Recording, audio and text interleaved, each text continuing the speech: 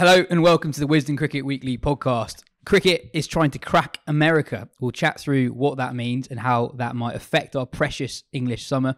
We'll look forward to the IPL, talk about Australia and India's World Cup hopes, the PSL final, the WPL, Shea Hope and more. I'm Yas Rana, and with me this morning is Phil Walker, Ben Gardner and friend of the podcast, ESPNcricinfo journalist Matt Roller. Matt, great to have you on, especially grateful to have you on the day of the 100 draft, which is pretty much your Christmas day. Although, having read your pieces this morning, it sounds like you've got a pretty good idea of what's going to happen anyway. Let's kick off with the news from America. Major League Cricket unveiled their first lot of marquee overseas signings. It included Anrich Nortje, Wanindu Hasaranga and Quinton de Kock. The tournament takes place in July. Matt, this feels like a big deal on two counts. One, in that it feels like cricket's best bet to crack America, and two, it might have some short and long-term ramifications for the English summer.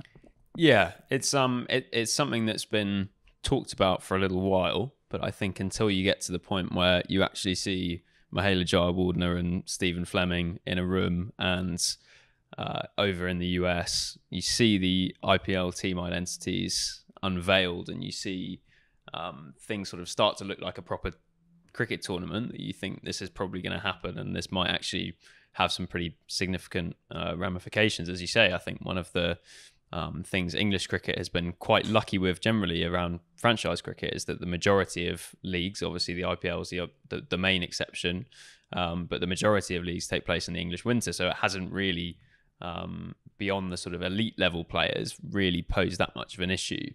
Whereas now we're potentially seeing, I think we'll get to a point this summer and definitely next summer where you'll have players on white ball contracts with counties who are angling to go and play in the States and go and play in the Caribbean Premier League and that sort of thing. If that's where they feel as though the financial opportunities are greatest. And yeah, from English cricket's point of view, it's quite I suppose an anxiety-inducing time. The potential to lose some big draw players. I mean, Alex Hales is probably the best example of someone who'll probably be involved in Major League Cricket in its first season. And yeah, I think that's quite a confronting moment for the county game, where you're suddenly thinking, if from Hales' point of view as a 35-year-old white ball specialist looking to make the most of the last few years of his career, having won a T20 World Cup and achieve what he wants to in international cricket, it's suddenly getting to a point of thinking, well, next summer, for example, is he going to sign again for Notts to play in the Blast, or is he going to try and take double the money to have a fun couple of weeks playing on some nice Florida golf courses with a bit of cricket at the weekends? Can someone tell me specifically what the MLC is, what it is amounting to as it stands? The number of teams, the venues, etc. So can anyone? The venues is an interesting point, because I think there is the question over whether this thing will be cricket's route into capturing, a general American interest audience. And there are 6 teams which have identities tied to various cities around the US. So there's the MI New York, or My New York, however you want to say it. There's the Texas Super Kings. Various other ones. I smoked a few of them. The LA Knight Riders is a franchise you'd want on your Cricinfo profile. Yeah, I think. yeah. LA Knight Riders. Yeah. That's strong, isn't it? That could be sort of like a noir TV show, couldn't it? But at the moment, I think all the games this year are going to be played in Houston. So if you're a cricket fan in New York, the only thing that will make you support MI New York is if you like the words New York, I guess, at the moment.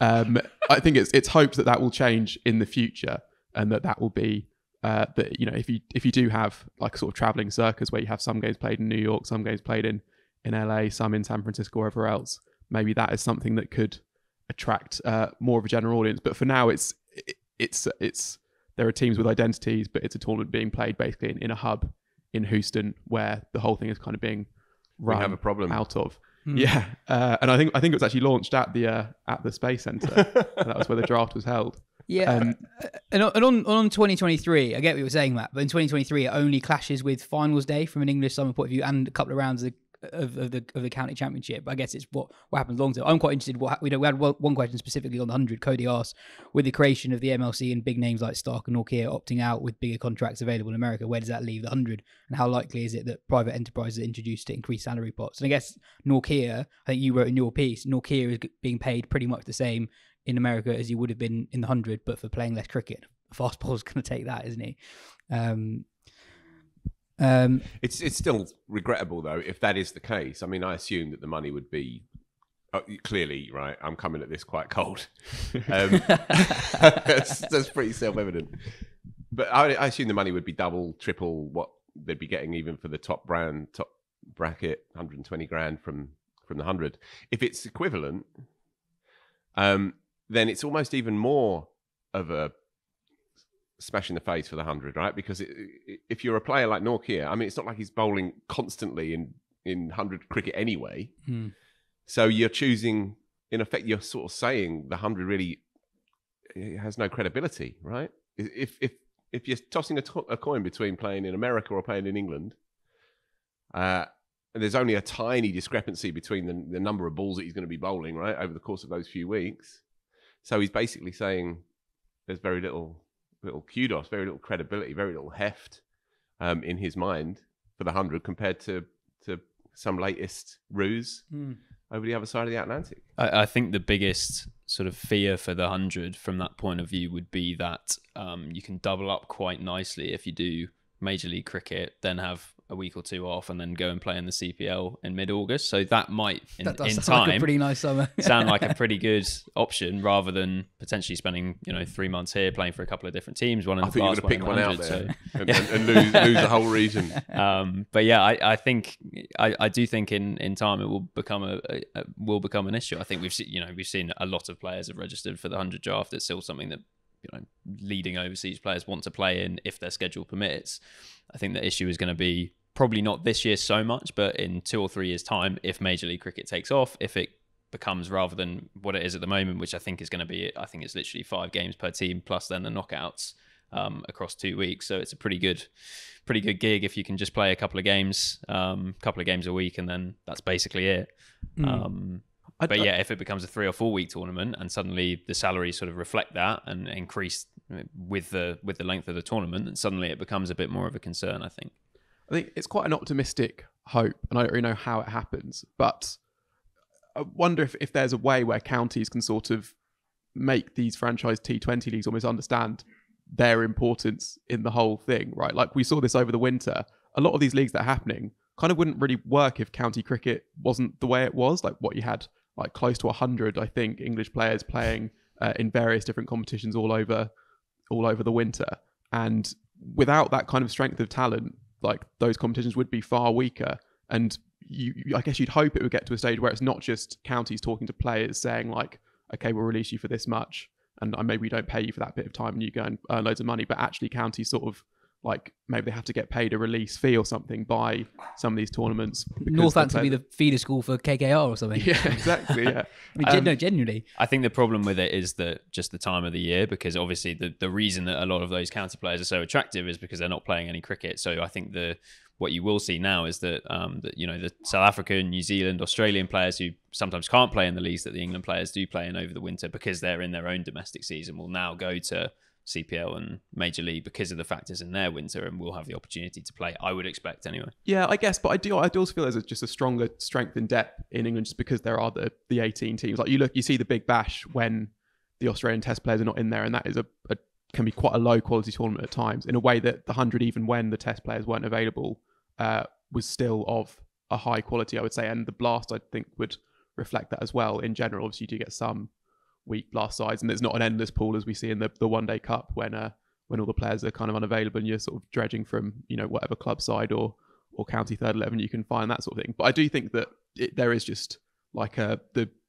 know, I guess the 100th strongest player in England is stronger than the 100th strongest in whichever other country you can find, and that means that a guy like Gus Atkinson, who is still actually a kind of a fringe player at county level, is able to go and like be a useful component of a squad overseas in a way that I think you wouldn't get from other players, and the T20 leagues do need that, I guess. So Matt, trying to get ahead of the IPL owners who are getting involved in these competitions. They're getting involved in a lot of competitions. What are they trying to achieve? There are so many T20 leagues. We're 10 minutes into the episode, and a lot of people listening to this don't really follow T20 cricket and probably can't believe that there are so many of them that people actually watch them. What are they trying to do? And with America, I kind of get it more because you have an existing audience of cricket. I think people probably don't appreciate how many people there already are in America who follow cricket. So I understand why you'd want to start something there. But like, what is the end goal? They're paying so much money, and they're paying more money than the ECB can pay top players with 100.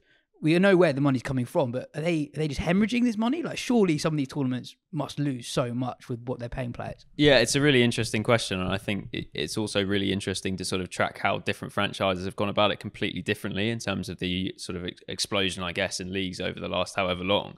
So you look at Royal Challengers Bangalore, they're probably one of the franchises that most people in the UK would have heard of compared to some.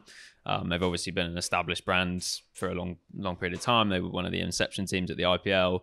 And they have very much just targeted the Indian market. So they bought a team in the Women's Premier League and no other ones around the world. So they clearly see that their market, as they see it, is India. That's where they're going to make money. They've got probably the biggest name Indian player in both men's and women's cricket in Kohli and Mandana. And that's exactly what they're focusing on. Whereas by a win. Yeah. But then whereas you have other franchises, Mumbai Indians, KKR, who are very much on the complete opposite end and expansionist and trying to have this global footprint and cement as many teams as possible around the world. And it's a very good question what the end goal is. I think there was obviously a quite telling interview that Venki Mysore, who's the chief exec of KKR, did with Tim Wigmore in The Telegraph last summer, where he said, long term, why couldn't we have a player contracted to us for 12 months a year? And it does feel like, to some extent, there might be this point where, much as there's an inevitable resistance from other national boards about the IPL growing much more than it already has. I think it's going to last just over 2 months this year, but it's generally kept a pretty similar length of time as a window. But you almost have I think the ideal would, for that, from the IPL owner's point of view, would be for the IPL to be as long as possible. And much as that's probably going to be impossible, just given cricketing politics, you almost have mini IPLs popping up around the world in these different time zones, different countries. And you get to the point where if a player can play 6 months of the year for Knight Riders franchises or 6 months of the year for MI, then suddenly those franchises sort of even further entrench the power and control that they already have. So I think it's a lot about politics as much as money, because as sort of Ben hinted at, why would a New York-based cricket fan have any affiliation to this team beyond the name? They can't see them play in their own city. But I think there's a sort of a subplot to it, rather than it simply being, we're going to target the American market and make loads of money through commercial deals there. Do you think, is there possibly a talent spotting exercise going on here as well? And actually, so we talk about, say, you talk about the Knight Riders, we talk about cricket in the Caribbean quite a lot, and the health of it, or the declining relevance of it to people there. Do you think the IPL owners basically see a future where the cricket in Trinidad and Tobago, say, is basically all funneled into Knight Riders cricket rather than towards a West Indies national team? If you're a promising young player, you're playing for, you get snapped up by the Knight Riders Academy, and then maybe there's some sort of junior tournament they can play in, and then you play in if you're good enough, you play in Trinbago Knight Riders in the CPL, and then you, like, the very best get snapped up for the IPL and funneled up that way. And then that could actually, you could almost see that being replicated maybe in South Africa as well. If cricket does take off in the US, I guess that would be the model that would be there from the very start. And I guess they'd be looking into other markets as well. Like, I suppose, would Sri Lanka be a possibility at some point, and maybe Bangladesh? I don't know. And is that what we might see going forward, do you think? Yeah, I mean, I suppose the good sort of parallel to draw would be with football, and we see that already with the City Football Group, for example. Manchester City's owners have this huge number of teams around the world, including in Mumbai. I think, by the way, Mumbai City are part of that group. But yeah, I think that we've seen with them, there's certainly an element of sort of talent sharing around teams, where a Man City player will go on loan to a team in Spain or India or Australia or the US or wherever it happens to be, and will then still be sort of under the same support staff and the same structure and the same contract even. but we'll be playing for a different team and we'll have that developmental exposure, I guess. And I'm sure we'll see, I think we already have to some extent, but people, potential fringe players or young players who are coming into IPL franchises are not quite at the level of IPL overseas player level yet, who are sort of getting opportunities to develop in the winter, and I'm sure it'll be used in that way as well. Moving on to the 100 draft briefly, as I mentioned earlier, it's happening today. I think when this podcast is out, the draft, which is a 2-hour televised affair on Sky, will probably have taken place. Matt, I've learned a lot about the 100 draft from reading your preview pieces this morning, including what the Welsh word for hard graft is, which Tammy Beaumont mentioned when you talked to her. I find it quite interesting how it impacts players so much, but there's almost like a cloak and dagger element to it. Like we don't really know how it works until you read your pieces this morning. Yeah, it's very strange, and it's something that I think has, as you say, a completely skewed thing, in that there's often very, very little interest in the draft. I think there's some level of sort of underlying interest. I think people still find it quite a curious thing, and are intrigued by why a player that they don't think is that good is worth 3 times as much as a player they think is pretty good. But I don't think there's sort of an obsessive, I don't think the random cricket fan would know which team Sam Hain played for last summer necessarily. But as you say, it can sort of make or break players' years, and I think in the long term, have quite a significant trajectory on their careers. So, for example, I spoke to Steve Eskenazi over a coffee last week, and he was saying, that he's obviously done really well in the Blast for 3 years, but has never got a contract in the 100. And he was saying he's found it really difficult in the winters, where everyone said, we really like your numbers, but the first question they always ask him is, but how come you didn't get picked in the 100? Because if you're anyone in the world of white ball cricket, you should surely be playing in your own country's best domestic T20 competition. And he's found that, it's a question he can't really answer. He says, well, look, this is the feedback I've got, but as soon as you start giving stuff like that away, then you're doing yourself down. So it's something that I think can actually affect players' livelihoods and earnings and all that sort of thing in a way that doesn't necessarily get seen. And often people making decisions are doing it on a sort of, it might be a very slight nudge from an agent that they've had 2 weeks ago that makes the decision between player A and player B, who have pretty similar stats. And it is a very sort of strange underworld of people in offices and on phone calls and sending WhatsApps back and forth, who are actually having quite big influences on players' careers in a lot of cases. Can I ask you, do you envision a repeat of last year, where the big England players who have the power almost over and above their paymasters, pick and choose and inevitably deign to play in most games? Do you see that happening again? I would be, given when the 100 is this year, so it's different this year in that there's no England games that clash directly with it, but the tournament starts the day after the end of the Ashes. So at the end of 5 tests in 6 weeks, do I think Stokes will play on the second night of the 100? Absolutely no chance. And I would be relatively surprised to see someone like Stokes or Bairstow play any more than 1 or 2 games in the season.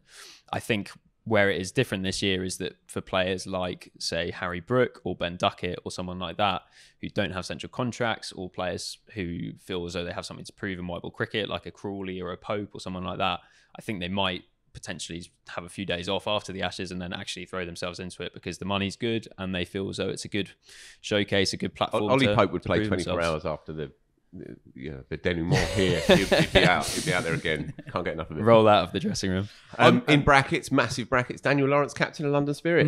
Yeah. Good stuff. I think he's going to be a very good captain, but then I would say that, wouldn't I? Yeah. I do. I think that might be the way that he sort of sustains his love for the game if England don't come calling anytime soon. I think that could be a good thing. And I think he is obviously, as he said to me and said to many others, he's tapping Wesley on the shoulder all the time at Essex. I can see him being a very good domestic skipper.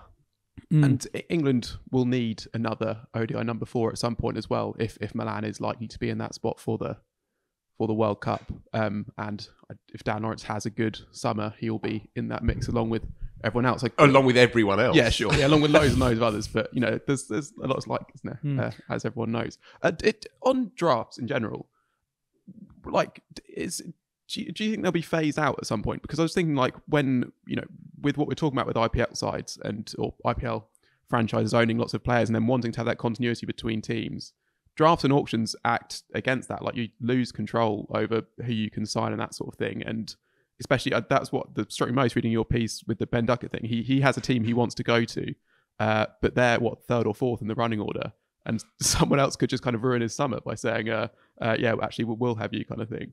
And it's I mean, especially in English sport, we don't really have drafts anyway, and this is kind of like a thing lifted out because we've seen it's worked elsewhere. But actually, almost as these competitions, as the teams build identities, like I think people have said, maybe the IPL has had its last mega auction, for example, and the rest are just to fill spots here and there. Like, do you think we'll move to maybe we'll just have like a new players in a draft sort of thing, but actually the established players just move around through transfers, and that's what happens basically? Yeah, it's tricky. I can sort of see both sides of it. So yeah, I mean, Duckett's a good example of someone who, you know, I think he knows where he thinks he's going. Everyone seems to know on the circuit where he's going, but you know, there is a chance it could be somewhere else because where's he going? Birmingham. But it could be a complete curveball. You know, by the time this pod goes out, it could be a Southern Brave player because they have the pick before and they could decide that they're going to screw up Birmingham's plans. And it is a strange situation, that, because obviously he would probably rather play, you know, an hour drive from home rather than staying in a hotel at the Ageas Bowl for a month. But yeah, it will be a really interesting thing to sort of track whether that will keep happening. I personally think drafts and auctions are important for T20 competitions in that they provide some level of transparency that you don't otherwise get, and they should, in theory, provide some level of competitive balance as well. Obviously, you know, in the 100 that hasn't happened at times. Like Welsh Fire obviously had a pretty miserable time of it last year, having had a lot of choices at the draft, and who knows what will happen with them this year. But personally, I think it's important that you don't have you know, hugely dominant teams who are, especially, you know, in leagues where there's that financial side of it where some owners have 5 times the purse of the other. I think, you know, I think it's a good thing that you have that T20 leagues keep some level of competition and keep some level of fluctuations in teams' performances. I personally don't think it would be a good thing for T20 cricket if you had a sort of La Liga style system where you had a couple of dominant teams in every single league who won every single year. And the teams who are left behind just, you know, lost because of their lack of financial clout. I just don't really think that would work in the franchise cricket world. That's 2 football references so far on the pod. With the draft, I'm just really looking forward to what the 2023 version of the Josh Buttler Dane Villas moment will be, when in 2019 Dane Villas goes for 125 grand and his Manchester teammate Josh Buttler, who's never really had a great poker face anyway, he just looks like, what the hell's going on? Because also as a wicketkeeper, that's the thing, it's like Dane Villas wicketkeeper, 105k, and Butler's like, thought I was doing that. The IPL is not too far away. We're not going to do an extensive IPL preview, although we do have an exclusive interview with 2 former KKR players on next week's pod. We will, though, as ever... I see what you've... They're very clever, yes. Yeah, brilliant. We will, though, as ever, focus on the English interest. There are 13 England players involved in the IPL. Stokes and Moeen are at CSK. Salt is at Delhi. Mark Wood is at Lucknow. Archer at Mumbai. Livingston and Curran at Punjab. Root and Butler at Rajasthan Royals. Willie and Topley at RCB. And then Brook and Rashid at Sunrisers Hyderabad. Will Jacks was ruled out of the tournament last week, which is obviously desperately frustrating news for him. Looking at the squad list, I feel like how various English players could go a long way to determining how the tournament goes. A lot of money spent on English players who either have not much IPL experience, no IPL experiences in some cases, or haven't had a big tournament yet or for some time. Harry Brook is obviously very, very exciting to see how he goes. A lot of money spent on Curran after the World Cup. But I kind of want to focus on the two of the bigger English names, Stokes and Root. Root's finally at the IPL. He's got his wish. But will he actually play, Ben? I would not expect him to be in Rajasthan Royals' first team. I think looking at their squad, I think Butler, Hetmyer and Trent Bolt would be 3 overseas spots. And then they've got Devdutt Padikkal and Yashasvi Jaiswal, who are 2 very talented young Indian top order bats. So that's probably their top order sorted, which is where Roots would likely bat.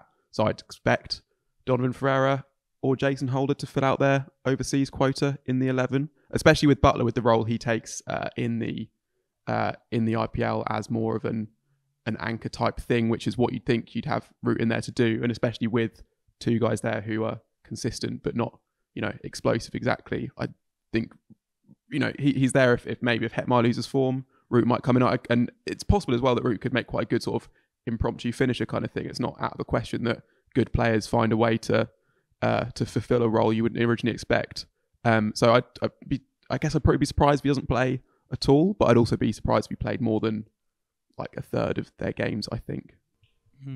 Yeah, I completely agree with that. I think from Root's point of view, I would imagine this is something like a 6-week training camp in Indian conditions leading into a World Cup later this year. He's obviously not played as much white ball cricket as he would have liked over the past probably 3 years since the start of the pandemic. Obviously, he was pouring all of his energy and time into the Test captaincy at the start and has probably not had the opportunities he would have liked since, just because of how the schedule's been. So yeah, as far as I can tell, I agree with Ben entirely that I doubt he'll start for Rajasthan. He might play a couple of games here and there. But yeah, I would imagine that he'll still probably get something out of the experience just from spending time. He's got 6 weeks to 2 months, depending on when England might bring players back in Indian conditions, with Butler and Sangakkara to rub shoulders with, and I think it'll be probably pretty good for him heading into that 50 over World Cup. Sangakkara, the coach at Rajasthan. Yeah. Oh, I think that might sway it for Root. I really do. Yeah. I mean, he's obviously a fabulous pedigree player, and he, as he said himself, and Matt's just alluded to, there were necessary sacrifices that he had to make as England captain, and he gave an interview to the magazine a few months ago saying exactly that. But he burns with fury in his own way that he has that kind of, that door has been shut on him, and it's not with the other big monster players of the era. And Kane Williamson has probably played, 70, 80, 90 games for Sunrisers and various others. Joe Root is undoubtedly an equivalent T20 player, white ball player to the likes of Kane Williamson, and yet that door has been shut throughout his career. And I think now, obviously, having been released from the burden of the captaincy and having got to a point now where he can have a little bit more of a selfish attitude, quite right too. He's earned the right to do that. I think he'll be absolutely desperate to get into that side and to establish himself. I see what you're saying, that it can, at the very least, be a nice training camp in the sunshine, and it's going to be good fun, however it plays out for him. But I think he wants to leave his mark on that tournament, and it might not happen for him at all. And I might be way off here, but I've always believed that he's a far better T20 player than the numbers would suggest, i.e. the number of appearances would suggest.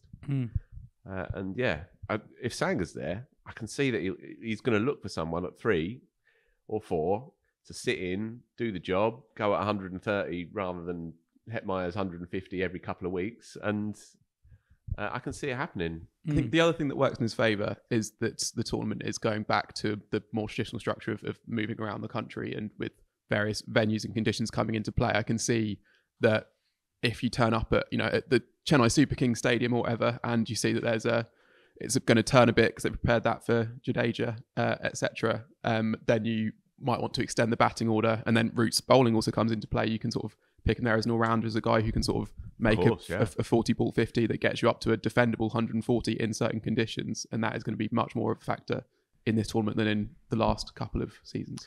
Matt Rowley, you know stuff about T20 cricket. I've gathered that. Well played. A dozen games with Joe Root at 3, or a dozen games with Hetmyer at 5 or 6. If they both play to a kind of adequate level of form, that they're not out of it, but they're not sparkling, which way would you go?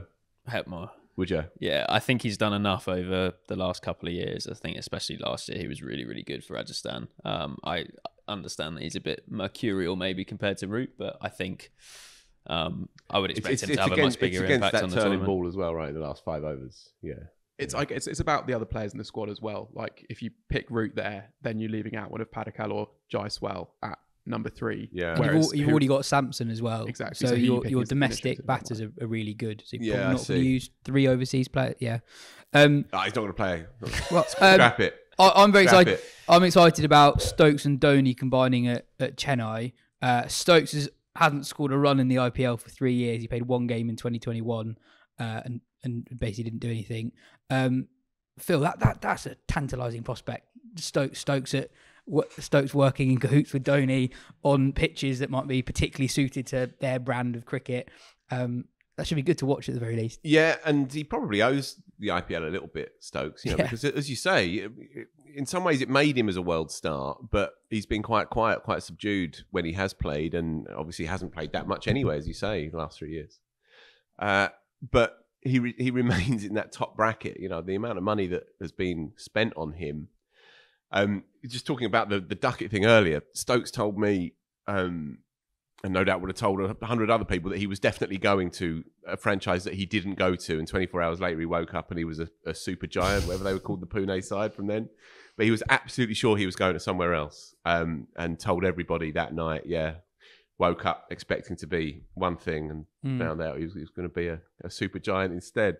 And that was the first real dazzling moment, I think, for English fans, just realising just how utterly era-defying this stuff is now. But yeah, you're right. Him and Dhoni in the middle order.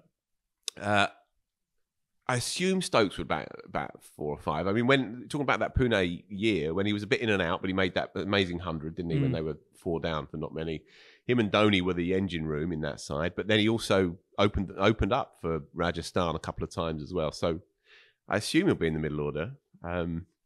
But yeah, he does owe the tournament a little bit, I think. And such is his position in the pantheon, he'll be pretty motivated to turn this one round, I think. I think they'll actually stick him in the top order, maybe opening on number 3. I think with the amount of money they've spent on him and the fact that his value is as a batter. As a bowler, he has his uses, but he'll be a bit of a fill-in. They might use him like England did in the World Cup, sort of like where you can get him so you have a bit of leeway elsewhere.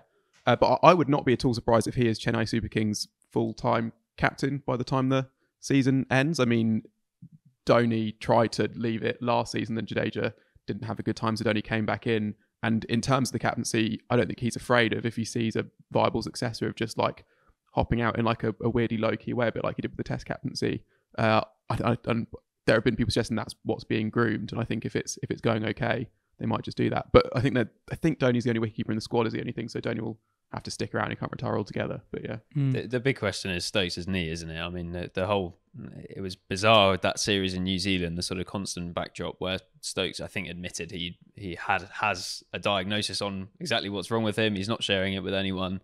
He's sort of basically going to plough on until the end of July, and then sees an obvious period, having retired from ODI cricket as well, to get things sorted, I assume, over the winter. And then you'd imagine he'd then come back with the test tour to India in early 24. But Rob Key said he trusts Stokes to manage his body. He'll know, the situation, and he will get himself ready for that second week in June to begin the big stuff. But he is under a bit of pressure, right? Not only is it a huge wage on his head, huge fee on his head, but as we say, he's not done that much in the IPL in recent years.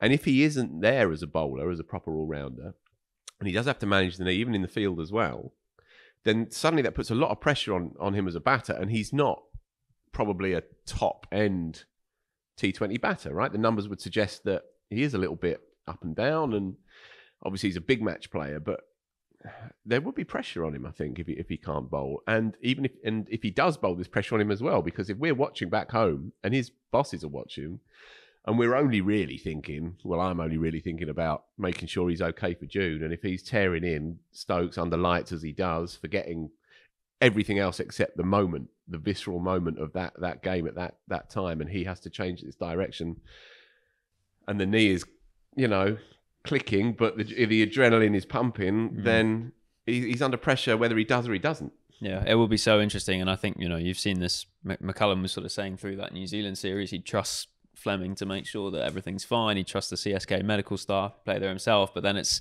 as you say, it's how much you trust them in the heat of the battle when Dhoni throws you the ball with 10 to defend or something like that. So Stephen Fleming's bonus for winning the IPL versus England's all-round being fit for the first daily Ashes. It's like the idea of McCullum sending him increasingly threatening WhatsApps as the tournament goes on. Before we move on, let's head to Mark Butcher. Mark's been quite unwell, so very grateful for his time. The big news this week is the stuff around America.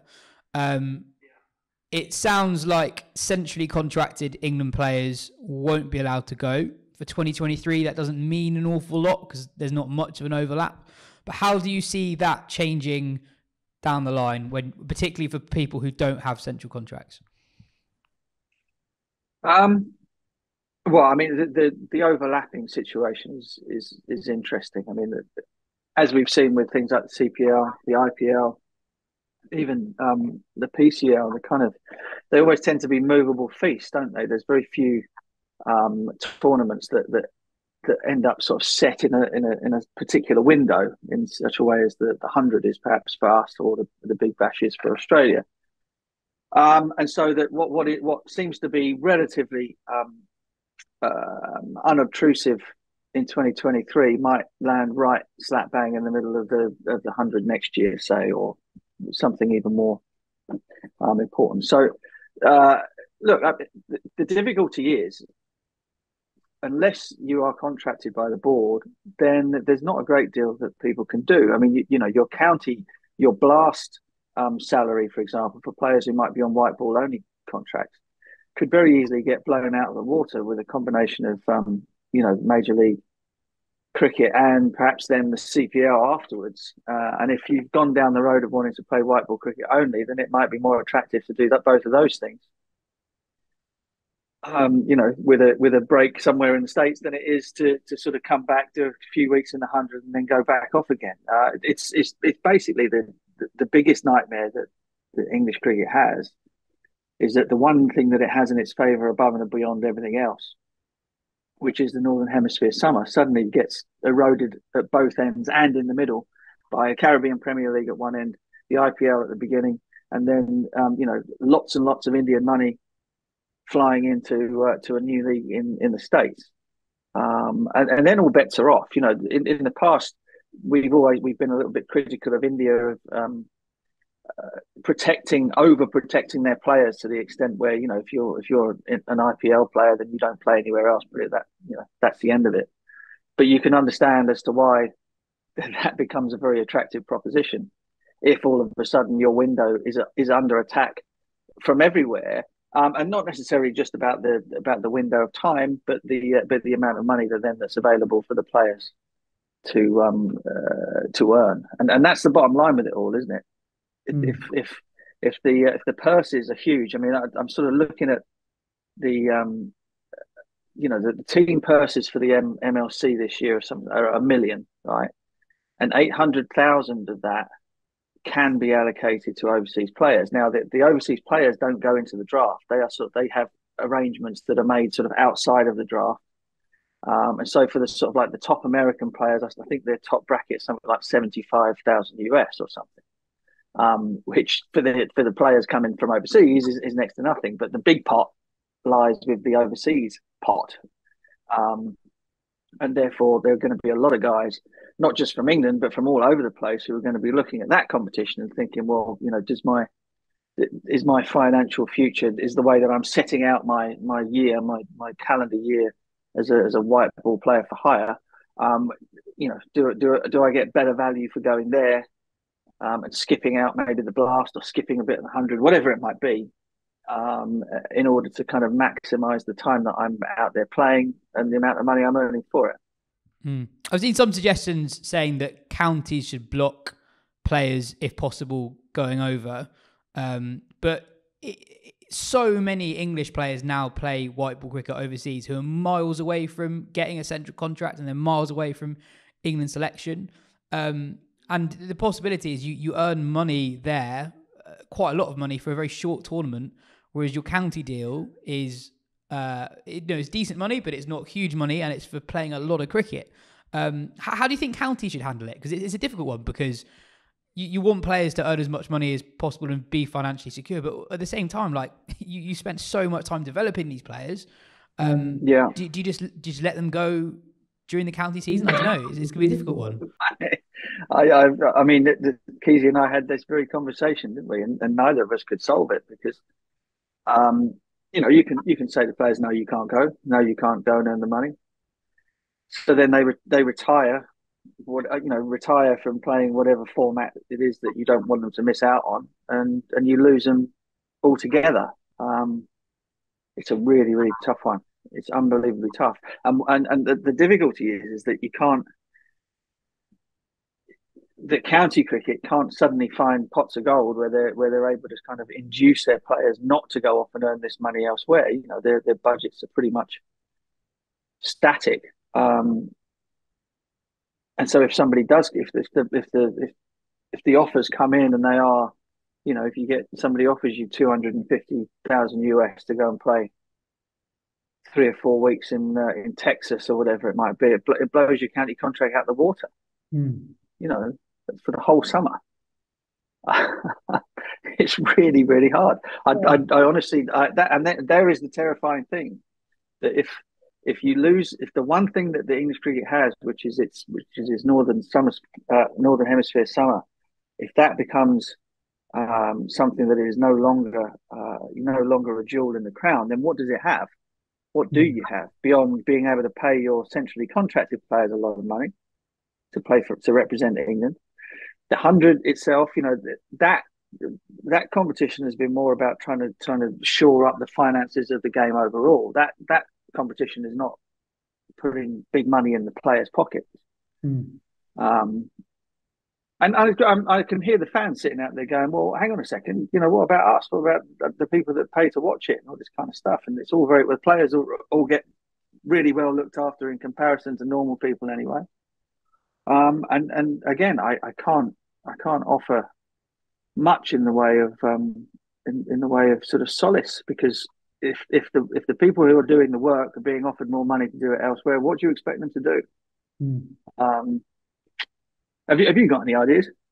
Well, I was wondering that. So if you forget about English players for a second, that when you had the rise of freelance franchise cricket players, a lot of that was out of financial necessity. So if you're a South African or a New Zealander, you don't earn that much money playing domestic cricket. Your only major earner was international cricket, if you even qualify international cricket as that. So there was almost like a financial necessity to become to play in all these leagues. Obviously, county cricket pays decently, but it's not stratospheric money. I just kind of wonder how satisfying it is to be, if you were an English cricketer who just played the leagues all year round, hopping from one 3-week tournament to another. You've shared hotel rooms, I'm sure, not hotel rooms, but hotels with loads of players in different leagues around the world. I wonder about someone like Sam Billings and James Vince, who captain their sides at home, who enjoy the grind of a county season, but also goes to these tournaments for 3 or 4 weeks. Like, how satisfying is that in comparison? Surely they derive so much more from being part of the same team for ages. Sam has come to the point in his career now where he just, he says it himself. He's carried enough drinks. He just wants to go out there and play. But it's sort of like the idea of a sort of like a cricketing sort of legacy, or the satisfaction that you get from it often comes later on. Anyhow, when you're in your youth and you're kind of out there trying to be as good as you can be, and trying to make a name for yourself. The offers, when they come along, it's very difficult to look that much further ahead, unless of course you find yourself in a situation where you're kind of like you're a first pick for England and in test matches or in the white ball games, and you feel that you're secure in that in that arena, and you're contracted and you've got a little bit of security around it. If you're not in that situation, then it's very, very easy to have your head turned to, you've been offered this. If I go and have a great IPL, if I get into the team, and if I, have a great tournament, then that'll be my route to get back into the England team. And quite often, with Sam being a great example, he got picked all of those times. He had little moments where it was great, then found himself on the bench for the rest of the time, and then you're not playing any cricket. So the thing that he was chasing after, i.e. the route back into an England squad by doing great things, playing in the IPL, kind of got shut off to him by the fact that he couldn't make it into the team. And these are all sort of the risks that you take. But I don't know what I would have done given the same circumstances, because it's very easy for me to sit here and say, all I wanted to do was play Test match cricket. But that was the only choice I had. The choices that are available to players now are so much greater than they were when I started. I cannot put myself in their shoes. So I'm not going to sit here and be holier than thou and say, well, you should want to play for your county over and above everything, and you should want to play for England over and above everything. Because in the back of their minds, I'm sure they do. But the reality of it is they know that only a very, very small percentage of England's first-class cricketers go on to have long careers doing that. And in the meantime, there is an amount of money to be made that was unheard of back in the day when I was starting. So the choices before them are yeah, there are lots of them, but they're bloody hard. Maybe the person to speak to in all this, maybe we can tee up an interview with Mr. Hales and see what he has to say about the whole thing, because lots of people will have their views. I have my view based on the fact that I played the game and that I have some form of insider knowledge. People will have their view based on the fact that they write about it and that they know a lot about it. A lot of people will have their view simply from being fans and what they think the players should do.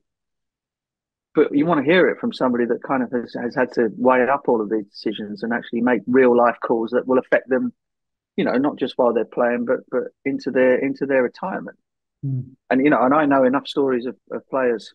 I mean, nearly all of the stories of players who had 10, 15-year county careers who then found life not a great deal of fun once the cricket playing was over, having not been able to store up enough sort of money and funds in order to keep life going the way that they'd become used to it while they played. So these guys have an opportunity that isn't going to be an issue for them now, and therein lies the rub with all this.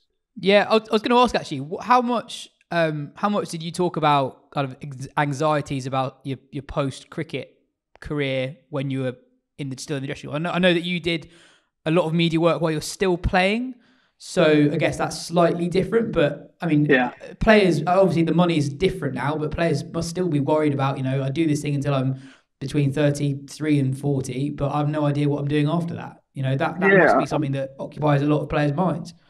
I'm sure it does. And it did back then, although, being that we weren't the thoroughly modern men that we are nowadays, we probably didn't talk about it quite so much, openly. Your fears and anxieties were not welcome in the dressing room most of the time, so you didn't bring it up that much. But yeah, I don't think that that's going to be any different now than it was then, and so which therefore makes the enticing prospect of picking up these gigs wherever you can, if selected. I mean, think about the amount of players that are going to be put forward, worldwide to fill up one of the 9 slots in each of those 6 sides. Virtually everybody in the entire cricket playing world is going to have their name in that hat, and so you're going to have to do well to get yourself in there, and then you've got to do well to get yourself into the playing 11 to earn your money. So none of these things are risk free, but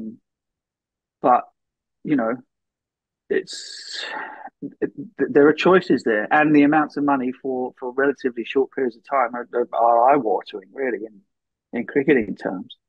And I think if the Major League Cricket thing goes off, and who knows, America tried soccer as they called it back in the day in the 70s and whatever, when they had Pele and people playing and whatever, they gave it plenty of goes before it kind of held at all.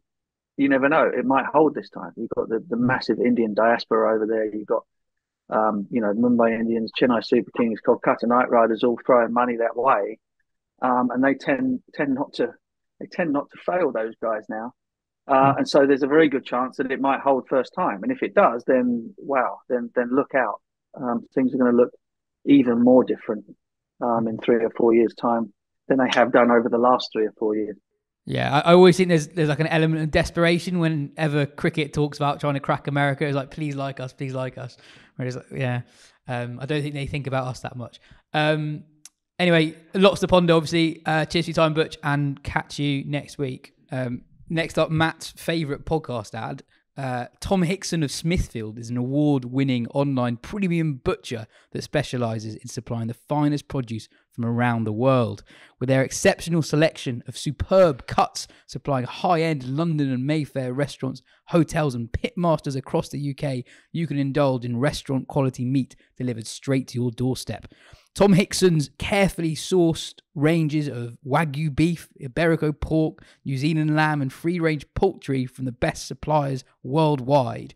So whether you're preparing a family feast or a fine dining experience for two, Tom Hickson's has got you covered with quality cuts for all your culinary needs. From juicy steaks and succulent ribs to savoury sausages and tender briskets. Enjoy an exclusive 15% off your order using the code Wisden15, which we'll leave in the description for you. You've done that really well. Thanks, Phil. Do you want to tell us your moment of the week? Me? Well, my moment of the week was helping to get the magazine to print last night. So that's my moment, because it's been quite onerous. Sometimes it's not. Sometimes it's a breeze. Mm-hmm. Other times it's a bit more of a challenge. This one was a challenge. Don't know why. Joe got ill. Joe was poorly for a few days. He had pus pockets on his tonsils.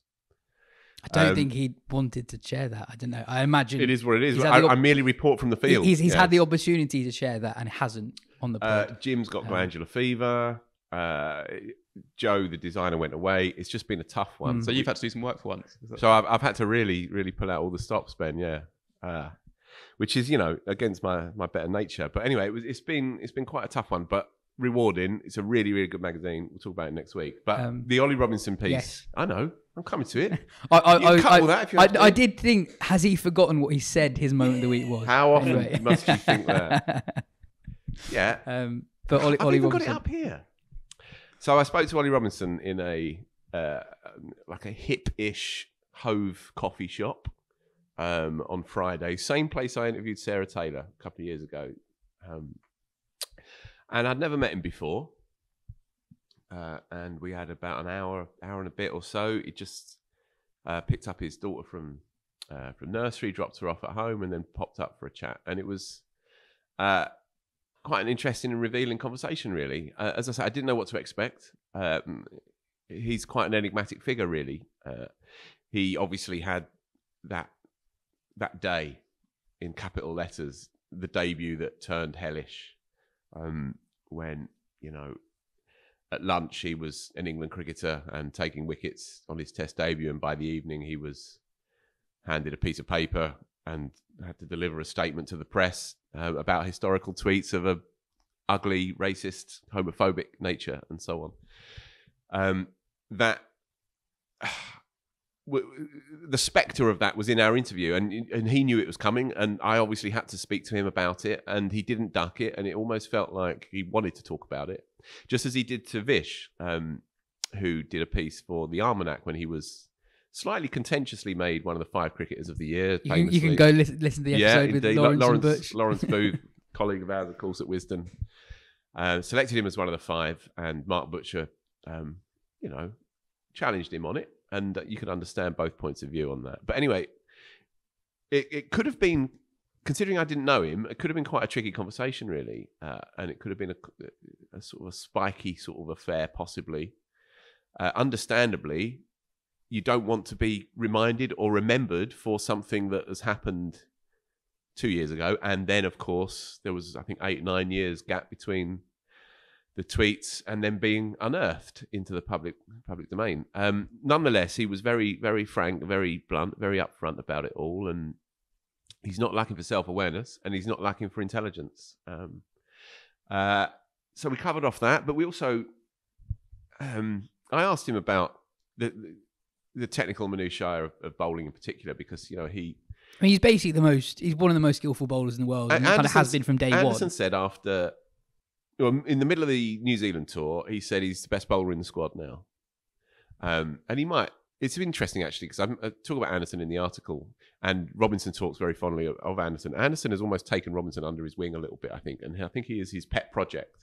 I think he sees him as his heir apparent, obviously, but Anderson famously doesn't suffer fools, right? And there have been many people who have come through that dressing room and then out the other door with barely a nod from Jimmy Anderson. But he has a real soft spot for Robinson, and it comes down to respect. It comes down to an acknowledgement. Game recognises game. How good's your wobble steam ball? Exactly. So we spoke a lot about the technical side of the game, and he gave me a blow-by-blow account of the Babar Azam first dismissal at Multown in the second Test match, when Babar was on 75, and he's got there with barely a heartbeat, as you can imagine. But he's not played a shot against Robinson, and he thinks, right, well, now's my time. So he goes to try and play a big drive, and Robinson has landed it deliberately on a crack, which is about the width of a Rizzler. And it jags back and clean bowls him. Day later, after Stokes has sort of opened up a run chase, as is his wont, he bowls him again. First time in Babar's first-class career that anyone's clean bowled him twice in the same match. And he talks about it from a technical perspective, fascinatingly. You're a seamer, yes, semi-pro style seamer. Right. I am obsessed with Robinson because of this kind of stuff, though. Like the way he talks about it. I remember you will enjoy that bit. You won't enjoy the sort of cod psychology, wanky nonsense that obviously, is part of it. But you will enjoy the technical breakdown, right? And there's a play as well between him and Anderson. So Anderson identified the reverse swing that was happening at Multan before Robinson did from mid-off. And Robinson says, oh, yeah, no, maybe it is. And Anderson says, right, do you remember where the crack is? Fifth stump, crack. And it's, again, that's tiny. Insane. And he says, right, okay, I'll land it in there then. That's insane. And he does. I remember before Robinson made his debut, didn't he? Was it his debut or maybe the second test match? He basically said, this is how I'm going to get Kane Williamson out. His debut, yeah. Which is quite bold. And he got an LB in the second innings, and which kind of sums him up in terms of his confidence, but also his skill. Yeah. It's an interesting one, really. So, reading the quotes back, they read quite punchily, I think, but they don't come across like that in conversation. And sometimes you get this with interviewees. Sometimes it works the other way. That on the page they look less declarative, if you like, than they are when you actually see somebody face to face. I found him to be quite a very interesting, quite a soulful bloke, actually. But then there's also that thing that you have to add. And we've all done it. There's a weird, unnatural, faux kind of connectedness between you and this interviewee. And it's a weird thing, isn't it? You do it for an hour. You never met before. You shake hands. You sit down, and then you have for some reason the right to ask this person about deeply serious and revealing and personal elements of their life. What do you think? It's an intimate question to ask a stranger, and yet we have, as the interviewer, we have the right to do it. All of that said, I found him to be very engaging and very interesting. And something else to take from it, he is obsessed with cricket, right? So again, and that probably feeds into what you see. That he is a technician. There's something quite surgical about the way that he goes about it. He said when they were in the field for 220 overs in New Zealand, he said he loved every single minute of it. And the word he used is sadistic. This is his actual quote. He says it's sadistic love of the grind and the dirt. He spent much of the flight home. He went on holiday with his wife and his kid after the New Zealand tour, and he was just doing his homework on Smith and Labuschagne. So he'd been watching that tour. Amazing. And his wife said to him, like, Ollie, do you really have to? He said, I'm doing my homework. They're here in 100 days. He'd seen something on Instagram saying it's 100 days to the Ashes. So he says, right. So he head down, 12-hour flight back from Dubai. And imagine if he bumped into Robinson on the tube and he just like going through his notes on different Aussie batsmen. And it's on a broader level. It's interesting because people who care about English cricket and English Test cricket have been looking at the post-Anderson Broad era and just seeing tumbleweed and this sort of vain hope that Jofra might stay fit. And even then, you know that he's going to be bowling with a white ball a lot of his career. So who are these players? Who are these players who are going to come through post-Broad and Anderson who are going to be red ball specialists and going to even get close to honouring their legacy? Well, out of nowhere, really, this slightly sort of cumbersome, plodding fella with a bit of a juicy past, who bowls 82 on a good day, is the 6th ranked Test bowler in the world after 16 games. Out of nowhere is exactly it.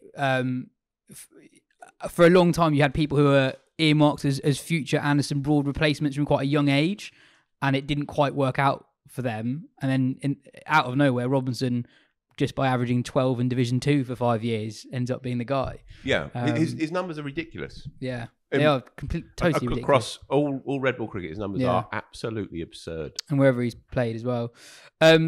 Moving on to Australia and India. Matt, what's your moment of the week? My moment of the week was Suryakumar Yadav being bowled by Ashton Agar for a third consecutive first bowler of an ODI series, which, before anyone sort of thinks I want this guy to fail, I love watching Suryakumar bat. I think he's probably one of my favourite players to watch when he's in full flow, as he is for most people. Yeah. Incredibly stylish player. Brilliant to watch last year, but it's the old cliche about the game being the great leveler that it's a sort of it's a bit of pub chat, isn't it? How many runs would you score if you played international cricket? And the answer is almost always almost none. That is it. That is exactly what I felt. But if I'd faced those 3 balls from Stark and Agar, I couldn't have done any worse. Exactly. I might have even got a nick on one of them before I inside edged onto my leg stump. It's like every now and then with a golfer, like a top ranked golfer, and they just fluff one completely, top it, goes 6 or 8 yards. It does happen. Zach Johnson, good golfer, won stuff. There's a whole YouTube thing of him doing it. And every now and then you get, say, like the Beckham penalty, which 30 yards over the bar. And you cannot do any worse than Sky across those 3 games, can you? Yeah. It's literally impossible. And I love the whole sort of narrative and scrutiny around it as well, because of the fact he's not done that well in his ODI career, and because people are saying, can this guy adapt to the was it a fluke, the fact he averaged 1 million and struck at 300 in T20s? And there's just been this huge amount of scrutiny, and I think he moved down the order for the 3rd game. It's been a question that everyone's been asking. It's sort of been the talking point about India in this series, and he's literally only faced 3 balls. It's completely mad. And the first 2 as well from Stark. I mean, the 3rd less so.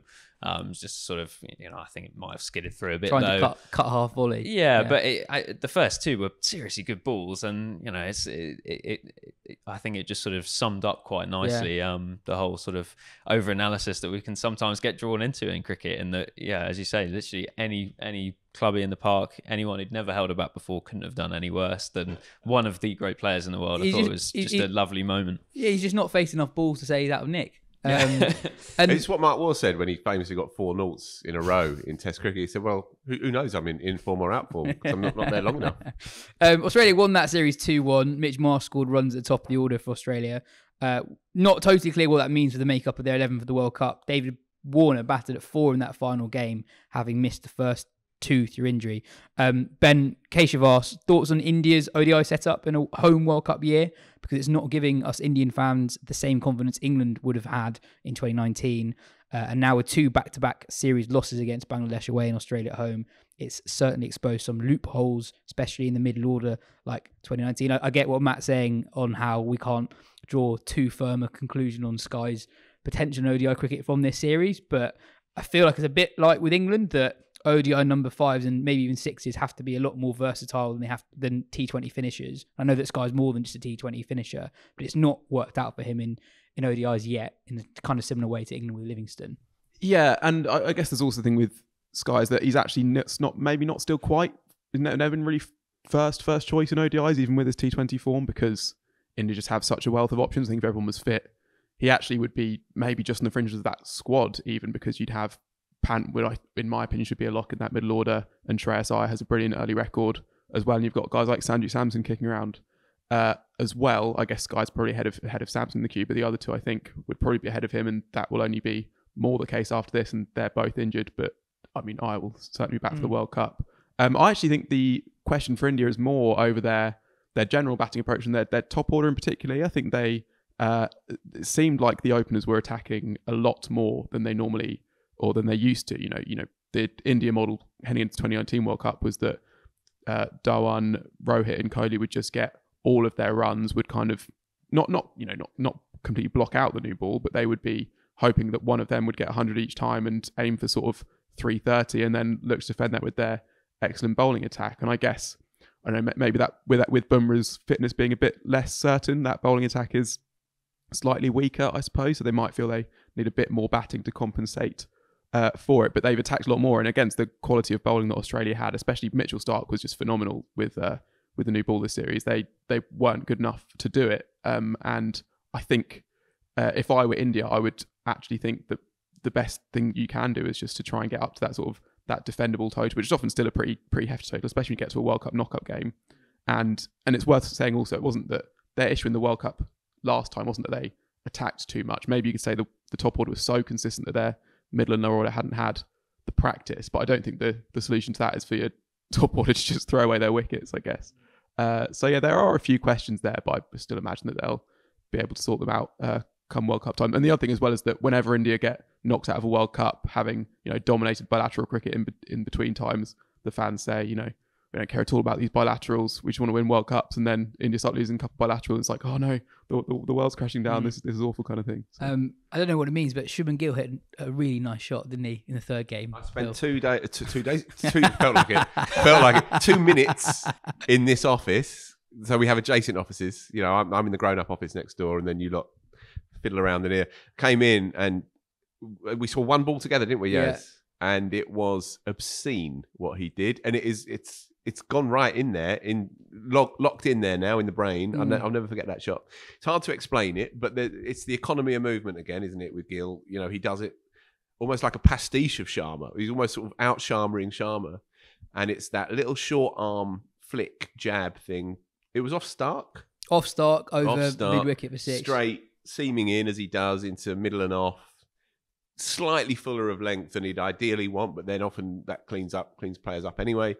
And he's just sort of casually flicked the wrist and sent it 20 yards back, straight mid-wicket. Just a joke player, absolute joke player. And then I did my impression, didn't I, of this sort of the punch.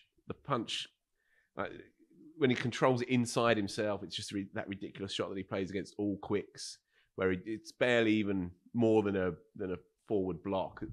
There's a sort of Damien Martin element to it as well, but it is just a phenomenal player. He's going to be right up there, I think, over the next 10 years. I can't see many players touching that level of class. I just hope that he does it in all the formats. They've clearly earmarked him as the Test match opener for the next few years. And yeah, he's not yet achieved anything in the Test game, but I think he's gonna do great things. I mean, it's March 23rd, and he's already got 5 international hundreds this year. So he's having a good year so far. Yeah, my word. Are you or your club looking to live stream your cricket matches this season? Look no further than Sport Radar's Frogbox streaming kit to turn your fixtures into a professional quality broadcast. Frogbox is the all-in-one streaming kit that makes broadcasting live cricket accessible and affordable for your clubs, schools and leagues. Designed for recreational cricket, the Frogbox solution is a lightweight, portable and affordable product designed for clubs of all levels. Integrated with the Play Cricket Scorer app, all you need to do on match day is set up the portable video capture kit and live score the match on the app. The automated technology will take care of the rest. Stream to YouTube with high-quality graphics, generate highlights of your greatest moments, and connect with your community like never before. Frogbox professionally showcases cricket at any level while offering new revenue and fan engagement opportunities for clubs. The automated graphics package has multiple displays and advertising opportunities available, engaging the end user and delivering high-quality visibility for your corporate partners. Capture those special moments with automated highlight generation and join the streaming revolution with Frogbox. Visit their website at frogbox.live for further information and start reimagining the digital match day experience this season. My moment of the week now, which was from the PSL final, which was absolutely incredible. Lahore Qalandars won by 1 run. Zaman Khan bowling a near perfect final over as Lahore defended 200. But the moment was Shaheen promoting himself to number 7 without telling anyone. So Weiss is walking into bat, and Shaheen basically sprints down the stairs in front of him, and Weiss is like, what's going on here? Really? Shaheen then hits 44 or 15 as they win by 1 run, which was absolutely incredible. He was brilliant, the final was brilliant, and the crowd were well up for it. So that was thoroughly enjoyable. I knew that he'd promoted himself. I didn't know that Visa was sort of halfway there, ready to go as he bounds. But I'm going in, lads. Yeah. I'm diving in. Shaheen, Shaheen, I don't think was totally in control of his emotions for much of this game, and I think was leaning quite a lot on Wiese and Sam Billings during the run chase. Right. So Afridi hits his extraordinary innings. Then you're like, right, Afridi's now got the new ball. He's totally charged up. He's going to win the game by himself. And he goes for like 35 from his first 2 overs. Full toss after full toss, searching for that magic ball. Doesn't quite work, but yeah, a brilliant game. On to the WPL. Delhi Capitals are the first side to qualify for the WPL final. They had to engineer a fairly extreme net run rate turnaround to overtake Mumbai at the top of the table, to be the only side to directly qualify for the final. Alice Capsey is going very well there. She's striking at 159 and averaging less than 20 with the ball. That Delhi team is absolutely stacked. I think they fielded a side with 11 internationals the other day, having Verma, Lanning, Capsey, Rodriguez, Cap, and Jonathan feels like cheating. Capsey had a good game, right? I didn't She's see really, it. really good. In the last game, the numbers. She took a 3-fer and then hit a 30 odd. But what's been really impressive with her is she's played very different types of innings depending on the situation. So when Lanning basically plays the anchor role, the kind of the kids around Lanning just whack it. Verma's done really well and Capsey as well. But in this other game, she moved down the order, I think, basically just to give the others a go because they hadn't really had much of a bat before the final. And she's controlled the run chase when they were ahead of the rate. So that's quite impressive. I think one of the really interesting things in the WPL has been seeing some of the Australian women perform sort of when they're taken out of that super team. Obviously, we've sort of seen various players like Meg Lanning, obviously, for Delhi has been unbelievably consistent, as you would probably expect. But then someone like Ash Gardner had a really slow start to the tournament and I think she came good right at the end, but once her team were pretty much already gone. And yeah, I think it's been really sort of fascinating to track. You know, you sort of, maybe it's too small a sample and it's only 8 games or something like that in the group stage to know for sure, but it's been quite interesting seeing them taken out of what has been an unbelievable team and seeing which of them are sort of able to be the stalwarts, I guess, of an individual team. And just on Delhi, we should give a quick hat tip to friend of the pod, Ben Jones, as well, for helping assemble that team in the auction, because it does look, compared to some of the others on paper especially, like he's done a pretty good job there. You didn't mention his work at Welsh Fire earlier. We'll see what they do today. Jonesy, relax, mate. Just relax. Doing great work. Nicholas wrote in to say, I've loved following the first season of the WPL. With fewer teams and fewer matches, I've remained interested from the beginning to the end in a way I've never managed with the IPL. I have a couple of questions for the podcast, one more serious than the other. In today's match, this is from a few days ago, Mumbai managed to bowl 20 overs without once calling on their numbers 8, 9 or 10 batters, which I imagine is fairly unusual. They were able to do so because they have so many all-rounders in their top 7. It strikes me the women's game overall boasts a much higher proportion of all-rounders than the men's game, and I wondered why this is. I'd love to hear your thoughts. Ben, we'll go to you for that, but I'll ask the other question at the same time. This is the more serious one, isn't it? This is the serious question. Given their similar-sounding names, is it a coincidence that the UP Warriors kit is so reminiscent of what Wario wears in Nintendo's various Mario games? Do you want to take the second one first? Yeah, I mean, this is great, isn't it? The UP Warriors, and I think that maybe there is a strand to be taken here as we're talking about, T20 franchises around the world having a shared identity. Could they all be lifted from various Mario Kart characters? I just love the way that Yaz said, "You can do this one." At the end of that, was nicely done. Could we have like the Kerala Donkey Kongs? I don't know. Why are you looking at me? You're not a Mario Kart fan? And I'm out of my depth here as well. Okay. I've never really played. It's a great question. We got an email the other day from a chap called Alan from Exeter, and the line was, "How can you be so profoundly nerdy but effortlessly free-spirited?" I think that might have been directed at you, that one, Gardner. I reckon. And then on the all-rounders question, I suppose, it is a tough thing to work out. I think sometimes it can actually speak to an overall lack of depth in the domestic talent pool and competition. You had this issue with the early seasons of the Kia Super League, where so I think Marizanne Kapp at that point, her all-round credentials were kind of yet to be fully established, and yet she ended up batting in the top 3 or 4 in that competition. It's just because if you're very good at sport, you'll often be able to be good at the 2 things, and maybe if there's just more of a gap between the best and the rest, that's what's going to happen. But also if you are spending all that time around, if you're a professional player at that stage and you're spending loads of time around in the nets against Shabnam Ismail and Dane van Niekerk and whoever else, then you're going to also have a lot of practice at getting good at batting versus some players who are, at that point in the Kia Super League, they were, part-timers, and that meant that you had lots of players who were getting shifted up the order, or lots of, part-time bowlers were actually some of the better bowlers in that competition. I fancy it might be a similar thing here, but there are still lots of all-rounders that you see in the world game, and it is hard to work out, and maybe it is just sort of a generational thing, and we'll see in a few years' time that it's not so much, but I don't have an exact theory on that yet, I suppose. Moving on, we had a question directed at Matt from Andrew, who asked, Alzari Joseph seems to have taken a big step forward in T20 cricket last year. What do you put that down to?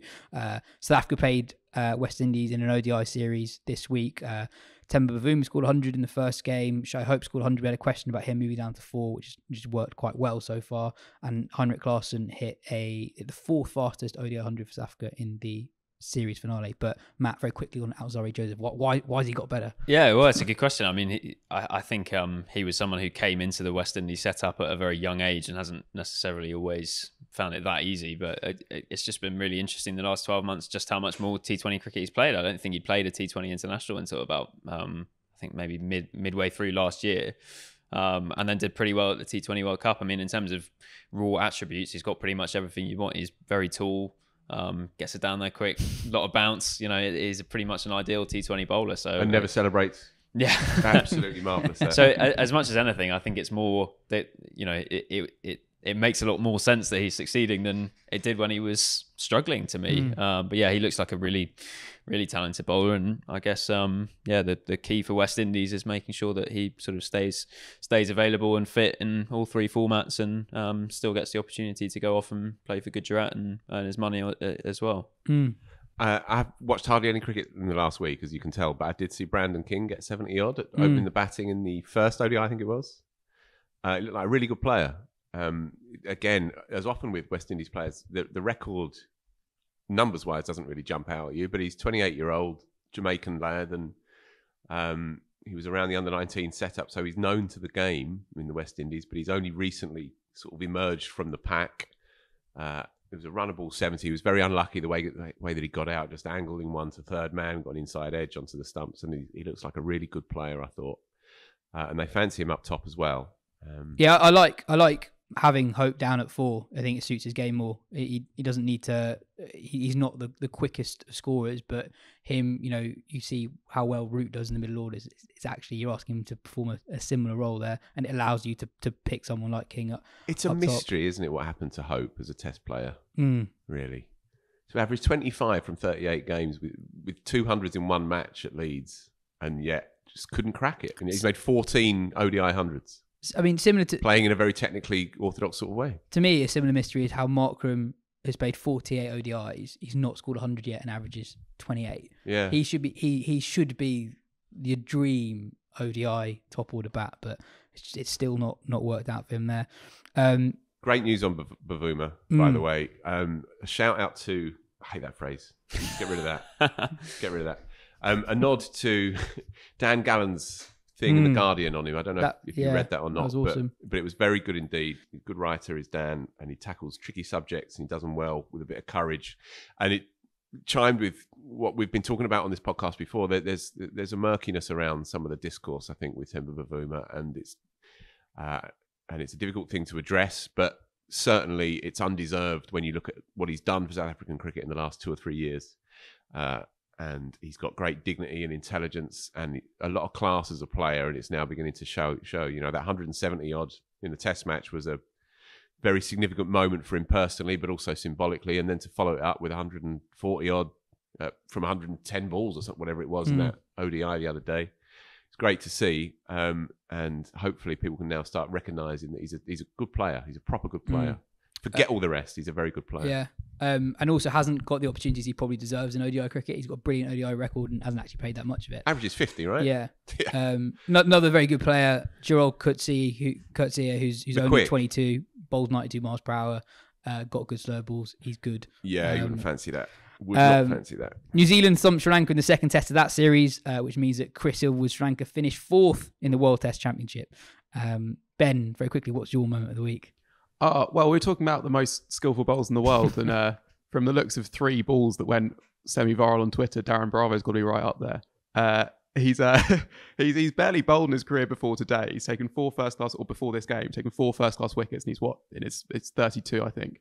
And then brings himself on as Trinidad and Tobago captain against Guyana early on with the new ball, and just bowls just one of the most incredible in-swingers you'll ever see to Kevin Anderson. Traps him in front, and then basically doesn't really bowl again for the rest of the innings, takes like 1 wicket. Next day, Guyana batting again, Kevin Anderson comes out again, and Darren Bravo brings himself on again and does the exact same thing. And at this point, Anderson must be thinking like, what is this vendetta this guy has against me? He hasn't bowled in his career. He's just saved up these 2 absolutely magic balls to get me early on. He does then do it again one more time. This is probably the best ball to take his 3rd wicket. Just got me thinking about Bravo, just interesting cricketer, obviously, after 26 tests. I think in his 26 tests, he played an unbelievable innings in New Zealand. This is not very quickly. A double 100. We were done, weren't we? We were done. It was nice. It was a nice little bon mot. They got angels on their moments of the week. Phil and Robinson is about 10 minutes of the podcast. But that's actually relevant. But you give the moment, and now you're talking about Darren Bravo's unfulfilled test career. Anyway, he made 200s in a week in the game before this game, and hopefully there's a route back for him, because he's a player that I've enjoyed watching, and it was sad to see him fall away the way he did. I don't know where we'd be without you, sweetheart.